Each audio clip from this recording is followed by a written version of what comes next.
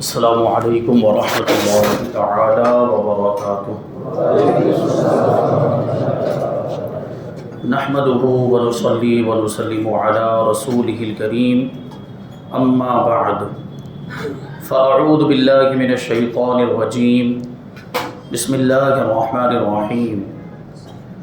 مثل الذین ينفقون اموالهم فی سبیل اللہ کمثل حبۃ انبتت سبع سنابل فی کل سنبلۃ مئۃ حبۃ واللہ یضاعف لمن یشاء واللہ واسع علیم۔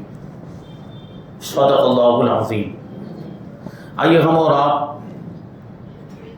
سب سے پہلے حضور سرور کائنات، فخر موجودات، باعث تخلیق کائنات، احمد مجتبی محمد مصطفیٰ صلی اللہ علیہ وسلم کی مقدس بارگاہ میں درود و سلام کا ہدیہ پیش کریں اور پڑھیں اللہم صلی علی سیدنا و مولانا محمد معدن الجود والکرم وآلہ الکرام وابنہ الکریم وبارک وسلم صلاۃ و سلام علیک یا رسول اللہ صلی اللہ تعالی علیہ وسلم۔ عزیزان ملت اسلامیہ، آج ہم انشاءاللہ تبارک و تعالی صدقات و خیرات کی فضیلت و اہمیت پر گفتگو کریں گے۔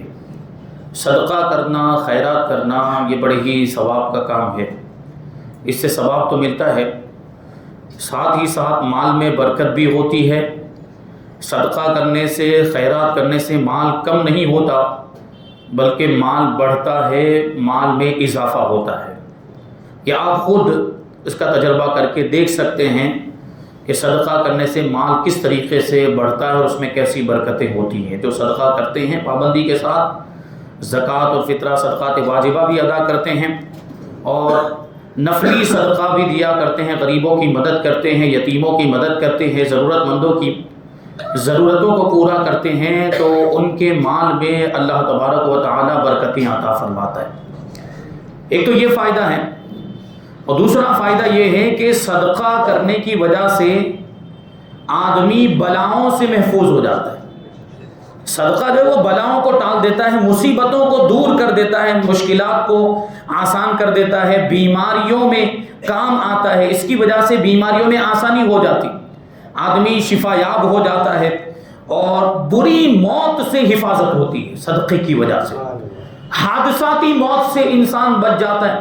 اگر آپ پابندی کے ساتھ صدقہ کرتے رہے نا روزانہ، اگرچہ چند روپے ہی کیوں نہ ہو، روزانہ 10 روپے آپ فکس کر لیں کہ روزانہ 10 روپے میں صدقہ کرتا رہوں گا، تو انشاءاللہ تبارک و تعالیٰ روزانہ صبح کو جب آپ 10 روپے صدقہ کریں گے، اللہ کے فضل و کرم سے امید ہے کہ پورا دن آپ آفتوں بلاؤں سے محفوظ رہیں گے، کیونکہ صدقہ کرنے کی فضیلت ہے۔ اور یہ صدقہ کرنے کے کیسے فائدے ہیں ابھی آگے آپ سماعت کریں گے کہ صدقے کے اندر کیسا پاور ہوتا ہے، صدقہ کتنا مضبوط ہے جو آفتوں کے سامنے، بلاؤں کے سامنے ڈٹ جاتا ہے اور انسان کی آفتوں اور بلاؤں سے حفاظت کرتا ہے۔ ایک حدیث پاک کی روشنی میں ہم اس کو سمجھیں، اور اس سے پہلے حدیث پاک سے پہلے ہم کچھ باتیں اس کے تعلق سے جو صدقہ کرنے کے فوائد میں آتی ہیں، خیرات کے فائدوں میں، کہ صدقہ کرنے کی وجہ سے معاشرے میں بیلنس اور توازن بھی پیدا ہوتا ہے۔ آپ صدقہ کریں گے، اللہ نے آپ کو مال دیا ہے، یہ اللہ تبارک و تعالیٰ کا فضل و کرم ہے، تو اللہ کی نعمت کے شکریہ کے طور پر اس میں سے کچھ نکال کر غریبوں کی مدد کریں، تو کیا ہوگا؟ غریبوں کی ضرورتیں بھی پوری ہو جائیں گی، غریبوں کی حاجتیں بھی پوری ہو جائیں گی۔ اگر کوئی یتیم ہے تو اس کا بھی کام چلے گا، اگر کوئی بیوہ ہے تو اس کی بھی ضرورتیں پوری ہو پائے گی۔ اس طرح معاشرے میں، اسلامی معاشرے میں بیلنس پیدا ہو جائے گا۔ آپ کی ضرورتیں تو پوری ہو رہی ہیں، اللہ نے آپ کو مال عطا کیا ہے اس کے ذریعے سے، اور جو ضرورت مند ہیں، جو حاجت مند، جو محتاج ہیں، غریب ہیں، ان کی آپ مدد کریں گے، مفلس اور تنگ دست کی، یتیموں کی، مسکینوں کی، بیواؤں کی آپ مدد کریں گے تو ان کا بھی کام ہو جائے گا، ان کی بھی ضرورتیں پوری ہو جائیں گی اور وہ بھی صحیح انداز میں اپنی زندگی گزار پائیں گے۔ تو اس سے معاشرے میں ظاہر سی بات ہے ایک توازن قائم ہوگا، یہ بہت اچھی بات ہے۔ تو اس سے کیا ہوگا؟ معاشرہ ترقی کرے گا۔ لیکن یاد رکھنا ہے آپ کو، صدقہ انہی کو دینا ہے جو واقعی صدقے کے حقدار ہیں، یعنی مدد ان کی کرنی ہے جو واقعی مدد کے حقدار ہیں۔ آج کل جو میں اس سے پہلے بھی یہ بات عرض کر چکا ہوں کہ جو فقیر مانگنے والے، بھیک مانگنے والے جو گھومتے رہتے ہیں، پیشہ ور فقیر، جنہوں نے اس کو پروفیشن بنا لیا، مانگنے کو ہی دھندا بنا لیا ہے، ایسے لوگوں کو دینا جائز نہیں ہے۔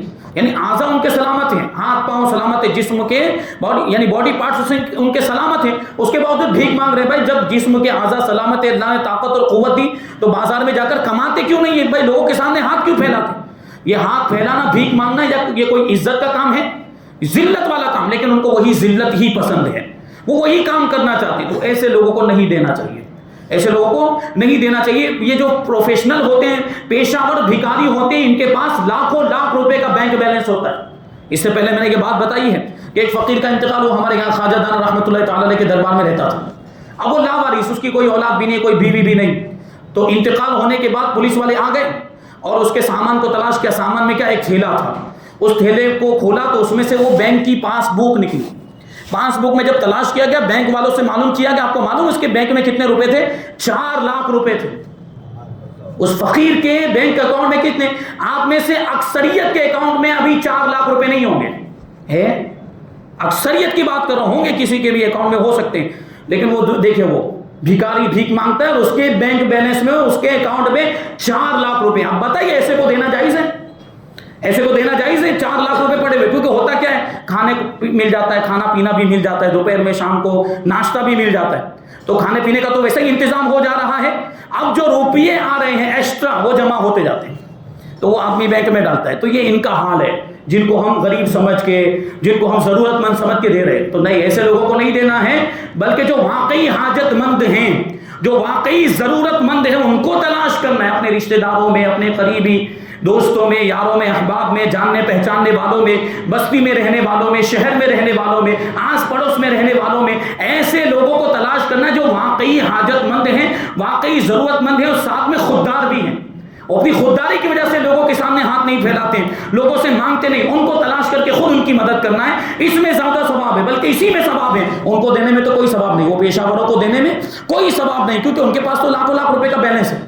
اب اس میں بھی ہوں گے کچھ لوگ واقعی جو اپائج ہوتے ہیں، ان میں بھی مانگنے والوں میں کچھ اپائج ہیں، جن کے اعضاء سلامت نہیں، جو معذور ہیں، تو یقیناً اب وہ نہیں کما پائیں گے، تو ان کی آپ مدد کریں، یہ الگ بات ہوتی ہے۔ اور وہاں پر بھی اس بات کا لحاظ ہونا چاہیے کہ کہیں ان کا بھی معاملہ تو ایسا نہیں ہے، کیونکہ یہ شریعت کا مسئلہ بھی ہے کہ اگر ایک وقت کا کھانا موجود ہو تو دوسرے وقت کے لیے مانگنا جائز نہیں۔ جیسے ابھی دوپہر کے وقت کا کھانا موجود ہے، تو شام کے کھانے کے لیے لوگوں کے سامنے ہاتھ پھیلانے کی اجازت نہیں ہے۔ اب ان کے پاس تو ہوتا ہے، یا روپے پیسے اتنے موجود ہوتے ہیں کہ جس سے وہ کھانے کا انتظام کر سکیں، پھر بھی مانگتے ہیں، تو یہ سب چیزوں کا لحاظ رکھنا ضروری ہے۔ بہرحال میں صدقے کی بات کر رہا تھا کہ صدقات و خیرات، یہ اس کے دنیا میں بھی فائدے ہیں، آخرت میں بھی فائدے ہیں۔ یہ دنیا کی مصیبتوں سے بندے کی، صدقہ کرنے والے کی حفاظت کرتا ہے صدقہ، اور آخرت میں جہنم کے عذاب سے بھی حفاظت کرتا ہے۔ یہ صدقہ ایسا ہے، صدقہ کرنے کی بڑی فضیلت۔ تو حضرت انس ابن مالک رضی اللہ تعالیٰ عنہ سے روایت ہے، اللہ کے رسول صلی اللہ علیہ وسلم نے ارشاد فرمایا کہ جب اللہ تبارک و تعالیٰ نے زمین کو پیدا کیا نا، تو یہ زمین حرکت کرنے لگ گئی، زمین ہلنے لگ گئی۔ تو اللہ تبارک و تعالیٰ نے پہاڑوں کو پیدا فرمایا، اور پہاڑوں کو پیدا کرنے کے بعد زمین پر رکھ دیا، تو زمین پرسکون ہو گئی، زمین ٹھہر گئی، اس نے حرکت کرنا بند کر دیا۔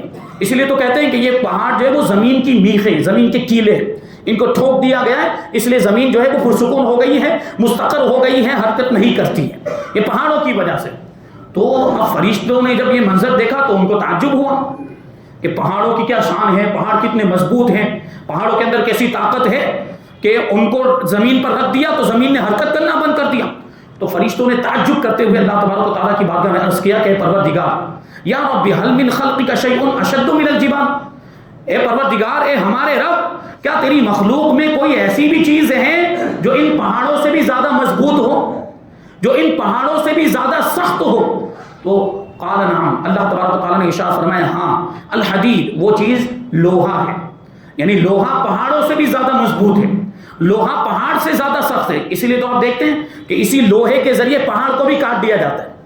لوہے کے اوزار ہی تو ہوتے ہیں، لوہے کی ہی تو وہ مشینیں بنی ہوئی ہوتی ہیں۔ ابھی اس زمانے کے اعتبار سے بات کریں، ٹیکنالوجی کو دیکھتے ہوئے بات کریں، تو وہ مشینیں بھی تو لوہے کی بنی ہوئی ہوتی ہیں جو پورے پہاڑ کو کاٹ دیتی ہے، اس میں سورنگ بنا دی جاتی ہے۔ کیسے ہوتا ہے؟ یہ پہاڑ کو بھی ہرا دیا کس نے؟ لوہے نے۔ تو پتا کیا چلا کہ پہاڑ سے بھی زیادہ طاقتور اگر کوئی ہے تو وہ لوہا ہے۔ پھر فرشتوں نے عرض کیا یا ربی هل من خلقک شیء اشد من الحدید، اے پروردگار، کیا تیری مخلوق میں کوئی ایسی چیز بھی ہے جو لوہے سے بھی زیادہ مضبوط ہو؟ جو لوہے سے بھی زیادہ سخت ہو؟ قال نعم، اللہ تبارک و تعالیٰ نے ارشاد فرمایا ہاں، النار، لوہے سے بھی زیادہ مضبوط چیز آگ ہے، کیونکہ اسی لوہے کو اگر آگ میں ڈالا جائے تو وہ لوہا کیا ہوتا ہے؟ پگھل جاتا ہے، ایک ٹائم تک اس کو رکھیں تو وہ لوہا پگھل، یعنی آگ اتنی طاقتور ہے کہ لوہے کو بھی پگھلا دیا کرتی ہے۔ تو اس کا مطلب کیا ہوا کہ آگ لوہے سے بھی زیادہ مضبوط ہے۔ پھر فرشتوں نے عرض کیا یا ربی هل من خلقک شیء اشد من النار، اے پروردگار کیا تیری مخلوق میں کوئی ایسی بھی چیز ہے جو آگ سے بھی زیادہ پاورفل ہو، آگ سے بھی زیادہ مضبوط ہو؟ تو پروردگار نے ارشاد فرمایا نعم الماء، ہاں ہے، وہ چیز جو آگ سے بھی زیادہ پاورفل ہے وہ پانی ہے، کیونکہ پانی آگ کو بھی بجھا دیا کرتا ہے، پانی جو ہے وہ آگ کو بھی بجھا دیا کرتا ہے۔ مطلب کیا ہوا کہ پانی آگ سے بھی زیادہ طاقتور ہوا۔ اب فرشتوں نے اسی پر بس نہیں کیا، فرشتے اور آگے سوال کر رہے ہیں، یہاں تک کہ اس کو انتہا تک پہنچا دیں گے اور مقصد حاصل ہو جائے گا۔ فرشتوں نے آگے عرض کیا کہ یا ربی هل من خلقک شیء اشد من الماء، اے پروردگار کیا تیری مخلوق میں کوئی ایسی چیز ہے جو پانی سے بھی زیادہ پاورفل ہے، جو پانی سے بھی زیادہ مضبوط اور پانی سے بھی زیادہ سخت ہے؟ تو پروردگار نے ارشاد فرمایا ہاں الریح، پانی سے بھی زیادہ طاقت والی کوئی چیز ہے تو وہ ہوا ہے، کیونکہ یہی وہ ہوا ہے جو سمندروں کا بھی رخ تبدیل کر دیا کرتی ہے، پانی کا رخ بدل دیتی، ہوا ہی تو ہے۔ تو پھر فرشتوں نے عرض کیا یا ربی هل من خلقک شیء اشد من الريح، اے پروردگار کیا تیری مخلوق میں کوئی ایسی بھی چیز ہے جو ہوا سے بھی زیادہ پاورفل ہے، جو ہوا سے بھی زیادہ طاقتور ہے؟ اب ہمارا مقصد یہاں پر آتا ہے، اللہ تبارک و تعالیٰ نے ارشاد فرمایا نعم ہاں ہے، پانی سے بھی زیادہ پاورفل، ہوا سے بھی زیادہ پاورفل، آگ سے بھی زیادہ پاورفل اور پہاڑوں سے بھی زیادہ پاورفل چیز یہ ہے۔ اللہ کے رسول صلی اللہ علیہ وسلم ارشاد فرماتے پروردگار، یہ حدیث قدسی ہے، اللہ تعالیٰ کا ارشاد ہے ابن آدم یتصدق بیمینہ یخفیہا عن شمالہ وہو اشد منہ، اللہ تعالیٰ ارشاد فرماتے ہیں کہ ابن آدم اپنے دائنے ہاتھ سے صدقہ کرتا ہے اور اس کو بائیں ہاتھ سے چھپا کر دیتا ہے، یعنی خفیہ طور پر صدقہ کرتا ہے، اس کا یہ صدقہ کرنا ہوا سے بھی زیادہ پاورفل ہے، یعنی ان چاروں چیزوں سے زیادہ پاورفل، پہاڑ سے بھی، آگ سے بھی، پانی سے بھی، ہوا سے، ان ساری چیزوں سے زیادہ پاورفل ابن آدم کا، انسان کا صدقہ کرنا ہے۔ یہ صدقہ بلاؤں کو بھی ٹال دیا کرتا ہے، یہ صدقہ مصیبتوں کو بھی دور کر دیا کرتا ہے، بیماریوں کو دور کر دیتا ہے، انسان کی ہر میدان میں مدد کرتا ہوا نظر آتا ہے۔ یہ صدقہ کرنا اس کی بڑی فضیلتیں ہیں، اور جہنم کی آگ سے بھی حفاظت کرتا ہے۔ اللہ کے رسول صلی اللہ علیہ وسلم نے ارشاد فرمایا اتقوا من النار ولو بشق تمرۃ، کہ آگ، جہنم کی آگ سے بچو اگرچہ کھجور کے ایک ٹکڑے کے ذریعے ہی کیوں نہ ہو، یعنی کھجور کا ایک ٹکڑا تمہارے پاس ہو تو اس کو بھی صدقہ کر کے جہنم کی آگ سے اپنے آپ کو بچاؤ، یعنی اتنا حصہ بھی اگر آپ صدقہ کریں گے تو اس کی وجہ سے آپ کو فائدہ ملے گا، آپ جہنم کی آگ سے بچ جائیں گے۔ دیکھیں کیسے کیسے اس کے فائدے ہوتے، اس کو واقعات کی روشنی میں سمجھے۔ ایک واقعہ بیان کیا جاتا ہے کہ بنی اسرائیل میں کئی سالوں سے مسلسل قحط سالی پڑی ہوئی تھی، قحط سالی کا معاملہ تھا، اور اس میں ایک عورت، اور قحط سالی تو اناج کی بھی کمی تھی، اس عورت کے پاس روٹی کا ایک ہی ٹکڑا تھا، اس عورت نے اس روٹی کے ٹکڑے کو کھانے کے لیے ابھی اپنے منہ پر رکھا ہی تھا، منہ کے اندر رکھا ہی تھا کہ دروازے پر ایک سائل آ گیا مانگنے والا، اور اس نے آواز لگائی کہ اللہ تبارک و تعالیٰ کے لیے مجھے روٹی کا ایک لقمہ دے دو، اے گھر والوں مجھے اللہ تبارک و تعالیٰ کے لیے روٹی کا ایک لقمہ دے دو۔ تو وہ جو عورت جو روٹی کا ٹکڑا اس نے منہ میں رکھا تو وہ اپنے منہ سے روٹی کا ٹکڑا نکال کر اس نے لے جا کر سائل کو دے دیا، مانگنے والے کو دے دیا۔ بات آئی گئی ہو گئی، پھر وہ اٹھ کر جنگل میں گئی، بنی اسرائیل کی یہ خاتون جنگل میں گئی تاکہ وہاں سے ایندھن جمع کر کے لے کر آئے، ایندھن مطلب لکڑیاں آگ جلانے کے لیے لے کر آئے۔ ابھی وہ جنگل ہی میں تھی، اپنے ساتھ اپنے بیٹے کو بھی لے کر گئی تھی کہ اچانک بھیڑیا آیا اور بھیڑیا اس کے بیٹے کو اٹھا کر لے گیا، بھاگ گیا۔ جب اس نے اپنے بیٹے کی آواز سنی، اپنے بیٹے کی چیخو پکار سنی تو ماں کا دل کیسا ہوتا ہے، وہ ماں جو تھی وہ عورت اس بھیڑیے کے پیچھے دوڑنے لگ گئی اپنے بچے کو بچانے کے لیے، لیکن بھیڑیا تو کتنا تیز بھاگتا ہے، اور ایک خاتون کیا اس کی رفتار میں اتنی تیزی ہوتی ہے کہ وہ بھیڑیے کو جا کر پکڑ لے، اور اگر بھیڑیے تک پہنچ بھی جائے تو بھیڑیے سے بچے کو بچانا ممکن ہے، وہ تو اس پر بھی حملہ کر دے گا۔ تو یہ اس کے پیچھے دوڑ رہی تھی، ماں یہ سب نہیں دیکھتی کہ کیا ہوگا، انجام کیا ہوگا، مجھے تو بس اپنے بچے کو بچانا ہے، یہ ماں کی ممتا کا معاملہ ہوتا ہے۔ تو وہ بھیڑیے کے پیچھے دوڑ پڑی۔ ادھر اللہ تبارک و تعالیٰ نے حضرت جبریل امین کو حکم دیا کہ جاؤ اور بھیڑیے کے منہ سے اس کے بچے کو بچا کر اس کی ماں تک پہنچا دو۔ حضرت جبریل امین آئے اور حکم کی تعمیل کرتے ہوئے بھیڑیے کے منہ سے بچے کو نکالا، اس کو بچا کر اس کی ماں کے پاس پہنچا دیا، اور پھر حضرت جبرائیل نے اس عورت سے کہا کہ اے اللہ کی بندی، تو نے روٹی روٹی کا ایک ٹکڑا اللہ کی رضا کے لیے خرچ کیا تھا، اللہ تبارک و تعالیٰ نے اسی روٹی کے ٹکڑے کی برکت سے تیرے بچے کو بھیڑیے کے منہ سے نکال کر اسے محفوظ کر دیا ہے۔ روٹی کا ایک ٹکڑا صدقہ کرنا تھا، بھیڑیے کے منہ سے نکال دیا، بھیڑیے سے اس کی حفاظت فرمائی۔ یہ صدقہ کرنے کی برکت ہے، صدقہ کرنے کی برکت۔ ام المؤمنین حضرت عائشہ صدیقہ رضی اللہ تعالیٰ عنہ فرماتی ہے کہ ایک مرتبہ ایک خاتون، ایک عورت اللہ کے رسول صلی اللہ علیہ وسلم کی بارگاہ میں حاضر ہوگی۔ دیکھیے صدقہ کرنے کی فضیلت ہے تو کنجوسی کا وبال بھی ہے۔ آدمی کنجوسی کرے یعنی اپنا بالکل ہاتھ ایسے بند کر کے رکھے، کبھی کسی کی مدد نہ کریں، کبھی صدقات و خیرات نہ کرے، تو یہ بخیل بھی بہت برا، یہ جہنم میں جائے گا۔ بخیلوں کا ٹھکانہ جہنم میں کیا، اس حدیث سے آپ اندازہ لگائیں۔ وہ عورت آئی اور اس نے اللہ کے رسول صلی اللہ علیہ وسلم کی بارگاہ میں عرض کیا کہ یا رسول اللہ، میرا یہ ہاتھ خشک ہو گیا، سوکھ گیا ہے، اس نے کام کرنا بند کر دیا، داہنا ہاتھ، آپ دعا فرمائیں کہ میرا یہ ہاتھ درست ہو جائے، صحیح ہو جائے۔ تو اللہ کے رسول صلی اللہ علیہ وسلم نے وجہ پوچھی، تیرا یہ ہاتھ خشک ہوا کیوں، اس کی وجہ کیا، اس کے پیچھے کا معاملہ کیا، واقعہ کیا ہے؟ اللہ کے رسول صلی اللہ علیہ وسلم جانتے ہیں، لیکن لوگوں کو نصیحت ہو جائے، لوگوں کو بھی پتہ چل جائے کہ کیا فائدے ہیں صدقہ کرنے کے اور بخیلی کے کیا نقصانات ہیں۔ تو اس نے عرض کیا کہ میں ایک مرتبہ سو رہی تھی تو میں نے خواب میں دیکھا کہ قیامت قائم ہو چکی ہے، جہنم کی آگ بھڑک رہی ہے اور جنت بالکل قریب کر دی گئی، تو میں نے اس وقت اپنی ماں کو جہنم کی آگ میں دیکھا۔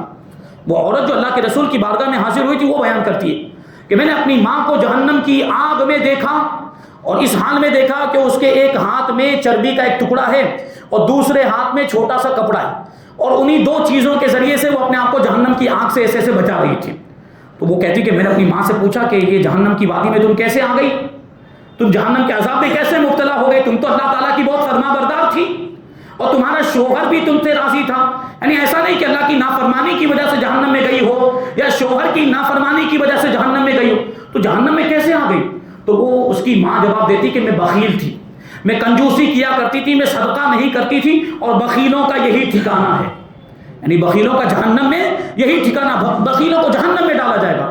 تو وہ کہتی کہ میں نے اپنی ماں سے پوچھا کہ یہ چربی کا ٹکڑا کیسا ہے اور یہ کپڑے کا ٹکڑا کیسا ہے، ان دونوں ٹکڑوں کے بارے میں نے پوچھا، تو میری ماں جواب دیتی ہے کہ یہ وہی دو ٹکڑے ہیں جن کو میں نے دنیا میں صدقہ کیا تھا، یہ چربی کا ٹکڑا اور کپڑے کا ٹکڑا دنیا میں میں نے صدقہ کیا تھا، اور ان کے علاوہ کوئی بھی چیز میں نے دنیا میں صدقہ نہیں کی تھی۔ جو صدقہ کیا بخیل تھی، بخالت کرنے والی کنجوس عورت تھی، عام طور پر صدقہ نہیں کرتی تھی، لیکن معمولی سی چیزیں صدقہ کی تھی، اگرچہ جہنم میں گئی ہے لیکن جو چیز صدقہ کی تھی وہ چیز اس کو وہاں بھی کام آ رہی ہے، وہ چربی کے ٹکڑے سے اور کپڑے کے ٹکڑے سے اپنے آپ کو بچا رہی تھی۔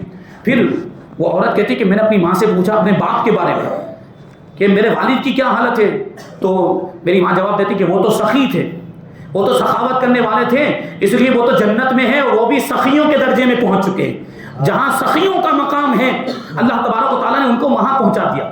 وہ خاتون کہتی کہ پھر میں جنت میں داخل ہوئی اور اپنے والد سے میں نے ملاقات کی، تو میں کیا دیکھتی ہوں کہ میرے والد حوض کوثر پر، وہ حضور کی بارگاہ میں عرض کرتے کہ یا رسول اللہ، وہ آپ کے حوض کوثر پر کھڑے ہیں اور آپ کی امت کو حوض کوثر کے جام بھر بھر کے پلا رہے ہیں۔ تو میں ان کے پاس گئی اور میں نے کہا کہ میری والدہ اور آپ کی بیوی، میری ماں، وہ آپ کی نافرمان نہیں تھی، آپ ان سے راضی تھے، اور اللہ تبارک و تعالیٰ کی بھی نافرمان نہیں تھی، لیکن پھر بھی جہنم کی آگ میں جل رہی ہے۔ آپ لوگوں کو یہ آب کوثر پلا رہے ہیں، حوض کوثر کے جام بھر بھر کے پلا رہے ہیں، تو ایک گھونٹ میری والدہ کے لیے بھی دے دیں، ایک گھونٹ ان کو بھی پینے کے لیے مل جائے کہ جہنم کے عذاب میں ان کو تھوڑی آسانی مل جائے گی۔ تو وہ کہتی ہے کہ میرے والد نے یہ جواب دیا کہ یہ حوض کوثر، اللہ کے رسول صلی اللہ علیہ وسلم کا جو حوض ہے، اس کا جو پانی ہے، یہ بخیلوں پر اور گنہگاروں پر حرام کر دیا گیا۔ بخیلوں کا اس میں کوئی حصہ نہیں، کنجوسی کرنے والوں کا اس میں کوئی حصہ نہیں، جو صدقہ و خیرات نہیں کرتے ان کا اس میں کوئی حصہ نہیں ہے، منع کر دیا، اجازت نہیں دی۔ سوچے دنیا میں میاں بیوی کا رشتہ کیسا ہوتا ہے، لیکن وہاں وہ کام نہیں آ رہے، وہاں کیا کام آئیں گے، نیک اعمال کام آئیں گے آپ کے۔ تو پھر کیا ہوا، وہ کہتی ہے کہ میں نے اپنے والد کی اجازت کے بغیر ہی حوض کوثر سے ایک پیالہ بھرا اور وہ پیالہ لے کر اپنی والدہ کو پلا دیا بغیر اجازت کے، اور وہ پلانا تھا کہ غیب سے آواز آئی، کوئی پکارنے والا پکار کر کے رہا تھا کہ تو نے بغیر اجازت کے حوض کوثر کا پانی اپنی ماں کو پلایا ہے، اسی وجہ سے یہ تیرا ہاتھ خشک کر دیا گیا۔ اللہ تو جس ہاتھ سے تو نے پلایا ہے یہ ہاتھ تیرا سوکھ گیا ہے، یہ اسی کی وجہ سے کہ بغیر اجازت کے تو نے پلایا۔ یا رسول اللہ یہ معاملہ ہے، میں نے بغیر اجازت کے اپنی ماں کو وہ کوثر کا جام پلا دیا تھا، اس وجہ سے جب میں بیدار ہوئی تو میں نے دیکھا کہ میرا یہ ہاتھ واقعی خشک ہوا، حالانکہ وہ خواب کا معاملہ تھا، لیکن وہ کہتی کہ واقعی میرا یہ ہاتھ خشک ہو چکا تھا، سوکھ گیا تھا۔ یا رسول اللہ اسی لیے آپ کی بارگاہ میں آئی، آپ دعا فرما دیجئے کہ میرا یہ ہاتھ اچھا ہو جائے۔ ام المؤمنین حضرت عائشہ صدیقہ رضی اللہ تعالی عنہا فرماتی ہیں کہ اللہ کے رسول صلی اللہ علیہ وسلم نے اپنا عصا اس کے ہاتھ پر رکھا، اپنی لاٹھی اس کے ہاتھ پر رکھی، کیونکہ وہ خاتون تھی، ہاتھ نہیں رکھ سکتے تھے، دیکھیں پردے کا اہتمام۔ اللہ کے رسول صلی اللہ علیہ وسلم نے اپنی لاٹھی اس کے ہاتھ پر رکھی اور دعا فرمائی، ارشاد عرض کیا اللہ کی بارگاہ میں، اے پروردگار اس خواب کے بدلے میں اس کے ہاتھ کو اچھا کر دے۔ حضور پاک صلی اللہ علیہ وسلم کی دعا کے صدقے میں اور آپ کے عصا کی برکت سے اس کا ہاتھ درست ہو گیا، صحیح سالم ہو گیا جیسا کہ وہ پہلے تھا۔ تو اس سے ہمیں دو باتیں پتہ چلی نا کہ بخیلی کا انجام کیا ہوتا ہے، بخیل جہنم میں جائے گا، اور جو سخی ہوگا، جو سخاوت کرنے والا ہوگا وہ جنت میں جائے گا، اور جنت میں بھی اس کی سخاوت کا سلسلہ جاری ہوگا۔ دیکھیے وہ پانی پلا رہا تھا حوض کوثر، یہ بھی تو ایک طرح کی سخاوت ہے۔ پھر اس کے بعد اللہ کے رسول صلی اللہ علیہ وسلم نے اس عورت سے ارشاد فرمایا کہ سخاوت یعنی لوگوں کی مدد کرنا، سخاوت یہ جنت میں ایک درخت ہے اور اس کی شاخیں، اس کی ٹہنیاں دنیا میں لٹکی ہوئی ہیں۔ جو شخص بھی ان میں سے کوئی ایک ٹہنی کو پکڑ لے گا تو وہ ٹہنی اسے جنت میں لے جائے گی، یعنی جو سخاوت کرے گا تو سخاوت اسے جنت میں لے کر جائے گی۔ اور اسی طرح بخیلی اور کنجوسی کرنا یہ جہنم کا ایک درخت ہے اور اس کی شاخیں بھی دنیا میں لٹکی ہوئی ہیں، جو شخص ان میں سے کوئی ایک شاخ پکڑ لے گا وہ شاخ اسے جہنم میں لے کر جائے گی، یعنی بخیلی جو ہے وہ جہنم میں لے جانے والا کام ہے۔ تو ہمیں بخیلی سے بچنا چاہیے، کنجوسی سے بچنا چاہیے۔ اللہ نے ہمیں مال دیا، اللہ نے ہمیں دولت دی ہے، تو اس دولت اور مال کے ذریعے سے غریبوں کا حق بھی ادا کرنا چاہیے، کیونکہ اللہ نے ہمارے مال میں ہمیں مال دیا تو ہمارے مال میں غریبوں کا حق رکھا ہے کہ ہم غریبوں کی مدد کریں۔ ہم مدد کریں گے، اس سے ہمارا مال کم نہیں ہونے والا ہے، اللہ تعالیٰ اس میں مزید برکتیں ہی عطا فرمائے گا۔ اسی لیے تو وہ آیت کریمہ جو میں نے تلاوت کی، اللہ تعالیٰ ارشاد فرماتا ہے مثل الذین ينفقون اموالهم فی سبیل اللہ کمثل حبۃ انبتت سبع سنابل فی کل سنبلۃ مئۃ حبۃ واللہ یضاعف لمن یشاء، کہ وہ لوگ جو اللہ کی راہ میں اپنے مال خرچ کرتے ہیں ان کی مثال اس دانے کی طرح ہے جس نے 7 بالیاں اگائی اور ہر بالی میں 100 دانے، اور اللہ تبارک و تعالیٰ جس کو چاہے مزید عطا فرماتا ہے اور زیادہ عطا فرماتا ہے۔ مطلب کیا ہوا کہ ایک بالی میں 100 دانے اور 7 بالیاں اگائی ہیں تو کتنے ہو گئے دانے؟ 700 دانے ہو گئے۔ مطلب اللہ کی راہ میں اگر 1 درہم کوئی خرچ کرے، 1 روپیہ کوئی خرچ کرے تو اللہ تبارک و تعالیٰ اس کو 700 روپے کے برابر ثواب عطا فرماتا ہے اور اتنی ہی اس کے مال میں برکت عطا فرماتا ہے۔ اور یہ تو اللہ تبارک و تعالیٰ کا وعدہ ہے، یعنی 700 گنا تک تو ملنے والا ہی ہے۔ اگر دکھاوا نہیں ہے، ریاکاری نہیں، خلوص اور للہیت کے ساتھ اگر کسی نے صدقہ کیا، اللہ کی راہ میں اپنا مال خرچ کیا، تو اللہ تبارک و تعالیٰ 700 گنا تک اس کے مال کو بڑھا دیتا ہے۔ یہ اللہ کا وعدہ ہے، واللہ یضاعف لمن یشاء، اور اس کے علاوہ اللہ تبارک و تعالیٰ جس کے لیے چاہتا ہے اور اضافہ فرما دیا کرتا ہے اور برکت عطا فرماتا ہے۔ تو خرچ کر کے تو دیکھیں اللہ کی راہ میں کیسی برکت ہوتی ہے، یا آپ خود اپنی ماتھے کی نگاہوں سے دیکھیں گے۔ تو یہ چیز ہے۔ ایک اور واقعہ، آخری واقعہ بیان کر کے اپنی بات کو ختم کر دوں۔ حضرت سلیمان علیہ السلام جو دنیا کے بادشاہ تھے، اور صرف انسانوں کے بادشاہ نہیں، جنات کے بھی بادشاہ، پرندوں پر بھی آپ کی حکومت، ہواؤں پر بھی آپ کی حکومت، جانوروں پر بھی آپ کی حکومت تھی۔ حضرت سلیمان علیہ السلام ایک مرتبہ اپنے دربار میں بیٹھے ہوئے کہ ایک چیل آئی۔ اب جب سب کے بادشاہ بنائے گئے، پرندوں کے بھی بادشاہ بنائے گئے تھے، جانوروں کے بھی بادشاہ، تو ظاہر سی بات ہے اب جانوروں کو بھی انصاف دینا پڑے گا، پرندوں کو بھی انصاف دینا پڑے گا۔ بادشاہ کا یہ کام ہوتا ہے، بادشاہ کے پاس لوگ فریاد لے کر آتے ہیں۔ تو حضرت سلیمان علیہ السلام بیٹھے ہوئے تھے کہ ایک چیل آئی، چیل سمجھتے ہیں نا آپ لوگ، پرندہ ہے، وہ چیل آئی اور حضرت سلیمان علیہ السلام کی بارگاہ میں وہ شکایت کرنے لگ گئی کہ ایک آدمی کا درخت ہے، اس درخت میں میں نے گھونسلہ بنایا ہوا ہے، اس گھونسلے میں میں انڈے دیتی ہوں، میرے بچے وہاں پر انڈوں میں سے نکلتے ہیں، اور یہ جو درخت کا مالک ہے وہ میرے بچوں کو وہاں سے اٹھا لیتا ہے، چوزوں کو وہاں سے اٹھا لیتا ہے، یہ ظلم مجھ پر کرتا ہے۔ تو حضرت سلیمان علیہ السلام نے اس آدمی کو بلایا، درخت کے مالک کو بلایا، اور اسے اس کام سے روکا کہ یہ چیز جب انڈے دے، اس کے بچے ہوں تو ان بچوں کو مت اٹھانا۔ ساتھ ہی ساتھ 2 شیطانوں کو بلایا، یعنی 2 خبیث جنات کو بلایا، اور ان کو حکم دیا کہ آئندہ سال جب چیل اس درخت پر اپنے بچے دے اور یہ اس کو پکڑنے کی کوشش کرے, ان چوزوں کو اٹھانے کی کوشش کرے, تو اسے روک دینا, اس کو پکڑ لینا اور اس کے دو ٹکڑے کر کے ایک ٹکڑا مشرق میں پھینک دینا اور دوسرا ٹکڑا مغرب میں پھینک دینا. یہ حضرت سلیمان علیہ السلام نے ان دو جنات کو حکم دیا تھا. اب جب آئندہ سال, آنے والا سال آیا, تو اس چیل نے اسی درخت پر انڈے دیے, انڈوں کو سیا, اس میں سے بچے نکلے. اب وہ بچے اسی گھونسلے کے اندر موجود تھے. یہ جو درخت کا مالک تھا وہ حضرت سلیمان علیہ السلام کی بات کو بھول گیا. حضرت سلیمان علیہ السلام نے جو اس سے ارشاد فرمایا تھا کہ ایسا مت کرنا, وہ بھول گیا, اور اس نے درخت پر چڑھنے کا ارادہ کیا وہ چوزوں کو اٹھانے کے لیے. لیکن درخت پر جانے سے پہلے اس نے روٹی کا ایک ٹکڑا ایک سائل کو دے دیا صدقے کے طور پر.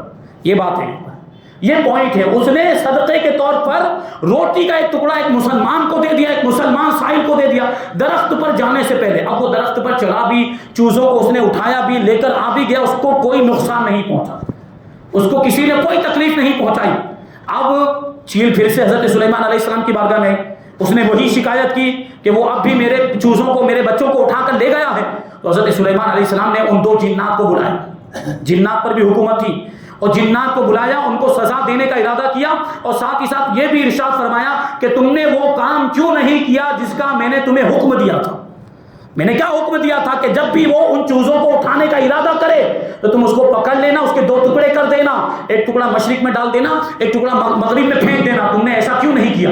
تو وہ جنات کو, جو دو خبیث شیطان تھے, وہ جواب دیتے ہیں کہ اس میں ہمارا کوئی قصور نہیں. وہ دو جنات کہتے ہیں اس میں ہمارا کوئی قصور نہیں ہے. معاملہ یہ ہے کہ جب یہ درخت پر چڑھنے لگا تو درخت پر چڑھنے سے پہلے اس نے روٹی کا ایک ٹکڑا ایک مسلمان بھائی کو صدقے کے طور پر دے دیا تھا. اسی کی برکت سے اللہ تبارک و تعالیٰ نے دو فرشتے اس کی مدد کے لیے بھیجے, اور ہر ایک فرشتے نے ہم میں سے ہر ایک کو پکڑ لیا, اور ہم میں سے ہر ایک سے اس آدمی کو بچا دیا, اور ہم میں سے ایک کو مشرق میں پھینک دیا, دوسرے کو مغرب میں پھینک دیا. اس وجہ سے ہم وہ کام نہیں کر پائے جس کام کے کرنے کا ہمیں آپ نے حکم دیا تھا. وہ صدقے کی برکت ہے. روٹی کا ایک ٹکڑا صدقہ کیا, معمولی سی چیز, روٹی کا ایک ٹکڑا صدقہ کیا تھا, اور اس کے صدقے میں اور اس کی برکت سے اللہ تبارک و تعالیٰ نے اس کو ہلاکت سے بچا لیا, اس کو موت سے بچا دیا. تو یہ صدقے کی برکتیں ہوتی ہیں, صدقہ کرتے رہنا چاہیے. صدقے کے بہت سے فائدے, دنیا میں بھی فائدے ہیں اور آخرت میں تو ہے ہی ہے. اللہ تبارک و تعالیٰ ہمیں, اگر اللہ تعالیٰ نے مال دیا ہے تو اس مال کا حق ادا کرنے کی توفیق عطا فرمائے, غریبوں, یتیموں, مسکینوں کی مدد کرنے کی توفیق عطا فرمائے, اللہ کی راہ ہمیں خرچ کرنے کی توفیق عطا فرمائے. دیکھیے, وہ غریبوں, مسکینوں, یتیموں کی تو مدد کرنا ہے, ساتھ میں دینی کاموں میں دینا, یہ بھی صدقہ ہے. دینی کاموں میں بھی ہمیں اپنا مال خرچ کرنا چاہیے. کسی مدرسے کو دیا, مسجد میں دیا, یا کسی طالب علم کو دے دیا, تو یہ سب کام بھی صدقے میں شمار ہوتے ہیں, اور اس کا بھی بڑا ثواب ہے, اس کا بھی بڑا ثواب ہے. تو آپ جو مسجد میں بھی دیتے ہیں یا مدرسے میں, دارالعلوم میں دیتے ہیں, تو یہ بھی آپ, اس کے تعلق سے بھی آپ کو امید رکھنی چاہیے, بلکہ یقین ہونا چاہیے کہ اللہ تبارک و تعالیٰ اس کی برکتیں بھی آپ کو عطا فرمائے گا. اللہ تبارک و تعالیٰ ہم سب کو عمل کی توفیق عطا فرمائے. وما علینا الا البلاغ.